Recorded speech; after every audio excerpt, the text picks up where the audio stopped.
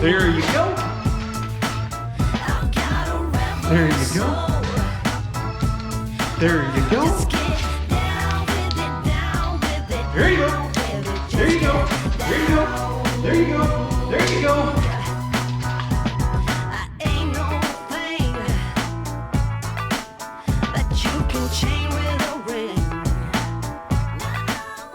Welcome to Hoovie's Garage, the dumbest automotive channel in all of YouTube. Or in the case of this vanity plate on the Diablo, it's the dumber automotive channel. And my bank account kind of feels like the Samsonite suitcase at the end of Dumb and Dumber, filled with IOUs, because I completely spent myself broke buying not only this Diablo, but the 1989 Lamborghini Countach next to it in a bundle deal from an eccentric doctor who sold me both. And both of them are the cheapest Lamborghinis, Diablo and Countach, in the USA. If you watched my video last Friday, you saw an introduction on the Countach, but today is my Lamborghini Diablo VT Roadster. Now, the Diablo was the successor to the very long in the tooth Countach, which was being passed by other cars like the Ferrari 512, and later in the pipeline was the Jaguar XJ220 and the McLaren F1. Both cars had the title of the fastest cars in the world, and it kind of left the Lamborghini Diablo in the dust, dethroned Lamborghini from being the ultimate poster car, which the Countach certainly was in the 80s. To the 90s, well, it was kind of the loser. And for that reason, Diablo values have stayed pretty reasonable up until very recently. It's changing a lot. Values are skyrocketing, not just because I bought one and I'm saying that because I bought it.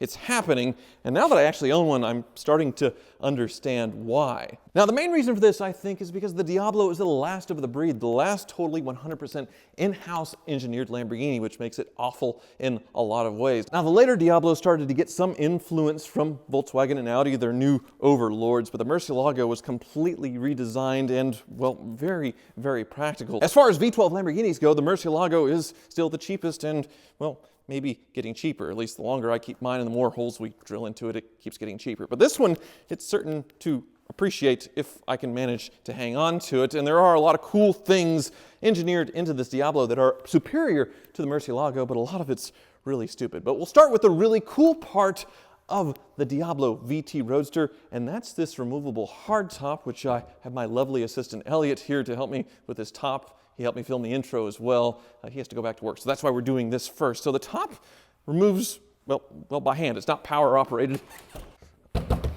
Maybe? Okay. I'm loose. Oh, very good. All right.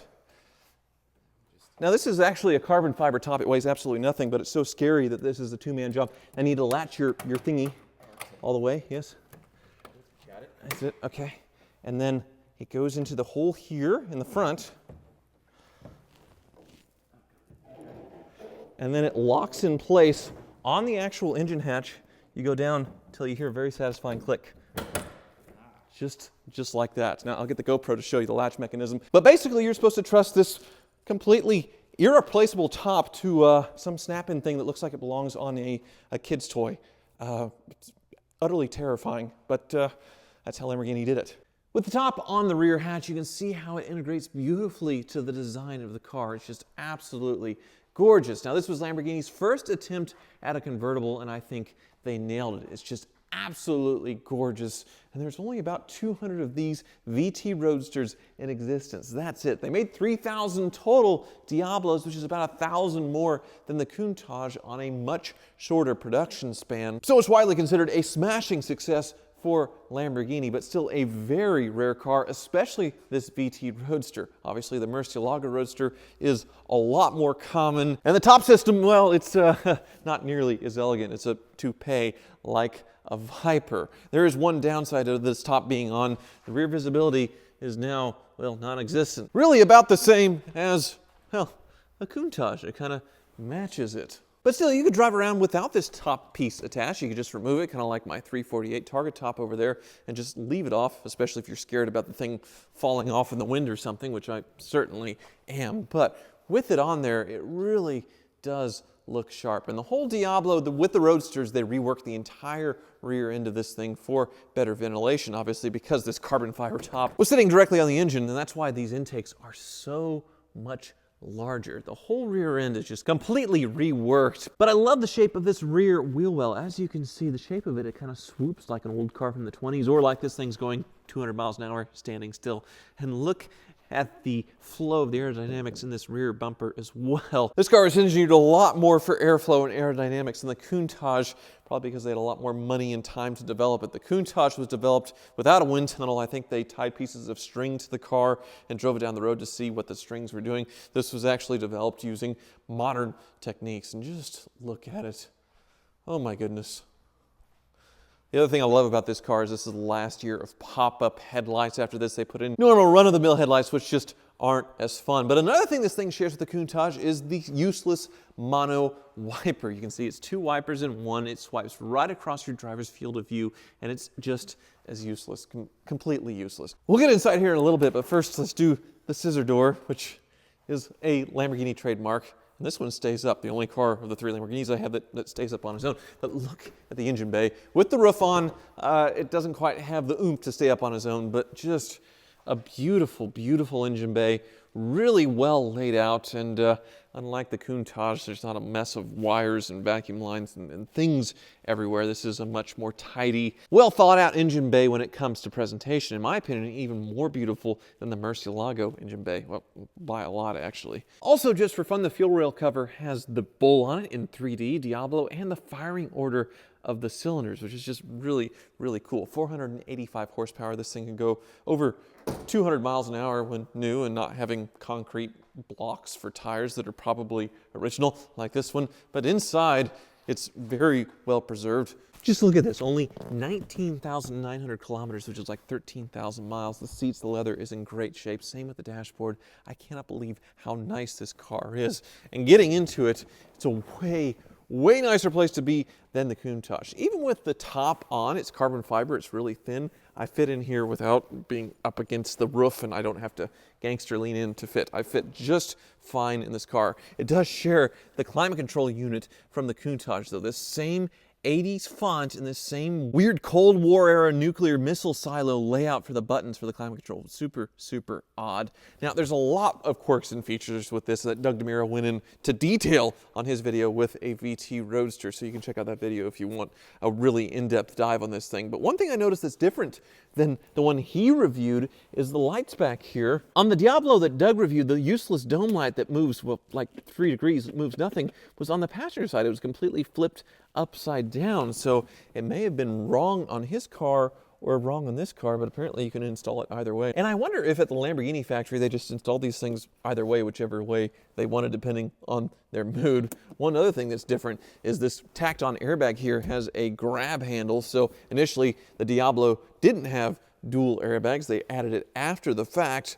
And instead of putting something into the dashboard, they decided to tack it on to where the glove box would be and take up a lot more foot room. That's really weird, but Lamborghini, a lot of these buttons make zero sense at all. The only cosmetic issues have to do with the fading here on the center console, but like I said, nothing really makes sense here. I guess this raises the suspension windows, obviously. This changes the engine performance. Some of these buttons do absolutely nothing because this is a Roadster. But really, who cares about nonsensical buttons and bad ergonomics? You're buying a Diablo because you want a modern supercar that can do this. As Matt Farah calls it, the clink-clink of the gated manual, this mechanical feeling that you just can't get in modern cars anymore. That shifter and that experience might be one of the biggest reasons why the Diablo's shooting up in value. And if you take the Murcielago for comparison, one with a gated shifter is worth like 100 grand more than an E-Gear car like that one. Another thing that's really weird about this Lamborghini is the layout of the pedals. You can see down here, the pedals are all the way to the right. This is the door here, but the pedals are all to the right side. So the clutch, I'm putting it in right now. You can see how crooked my leg is on the seat. Meanwhile, the gas pedal right there, and just look how close together it is. Which makes driving this thing very interesting, which we will cover now as I pull out into the garage. And a note, there is one little weird thing with this Diablo. When I turn the wheel lock to lock, it sometimes triggers the horn, so I randomly honk at people in parking lots, which is kind of weird. As practical as these goggles are, wearing them in a convertible in the middle of winter, they're a little embarrassing to be seen in a Lamborghini. The previous owner left these really nice sunglasses in the car for me. Yeah, this is much better. Oh yeah, let's roll.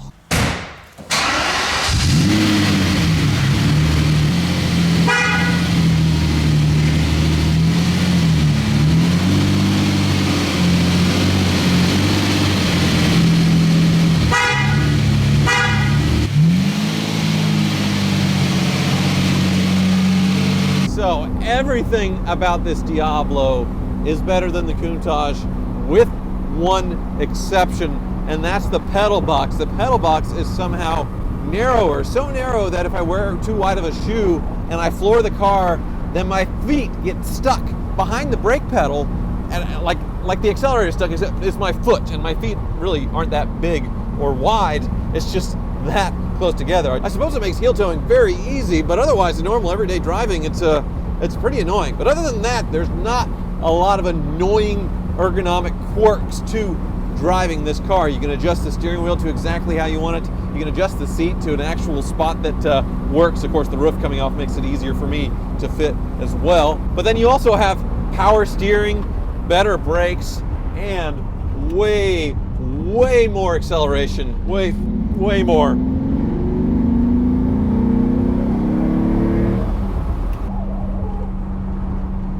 What was that noise?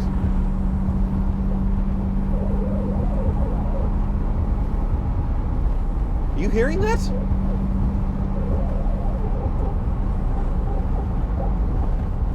Sounds like the tire's rubbing on the fender, a piece of plastic or something, but anyway, back to what I was saying. This is the much more practical, reliable Lamborghini, supposedly.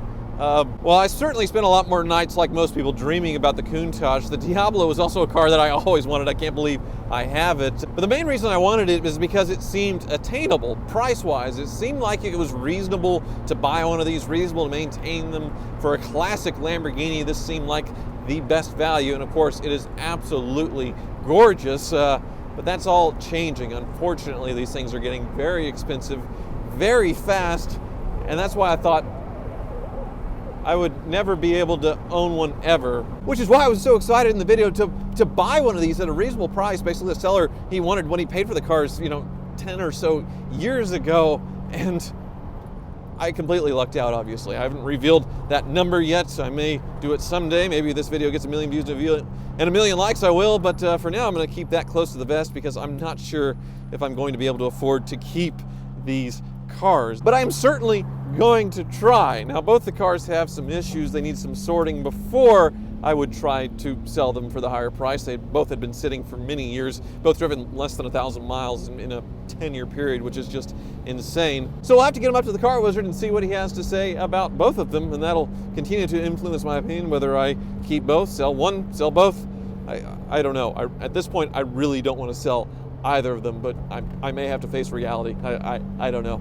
So I guess you could say this Diablo and the Countach that I just bought are some very expensive hoopties, and it just goes to show you that buying an extremely low mileage car, even though it's garage kept and owned by someone that can clearly afford to keep these things running, can be a problem because they're not used enough. That's why the tires are all gone on these things. There's some leaks, there's some weird stuff that needs to be sorted out. And actually the tires on this Diablo were harder to find than on the Countach. The Countach tires showed up right away. Meanwhile, these weird Diablo tires were very hard to find in the rear and extremely expensive, almost $2,000 for just the rear tires. So I'm already starting to peel and squeal on these cars, and I really have no choice because the tires are so bad on this Diablo that it's almost undrivable at any kind of speed. That's why I didn't drive it for very long. But hopefully I'll get some tires for it soon, and then I can actually start using these things. So hopefully the car wizard will show me some mercy. But first I want to find out the value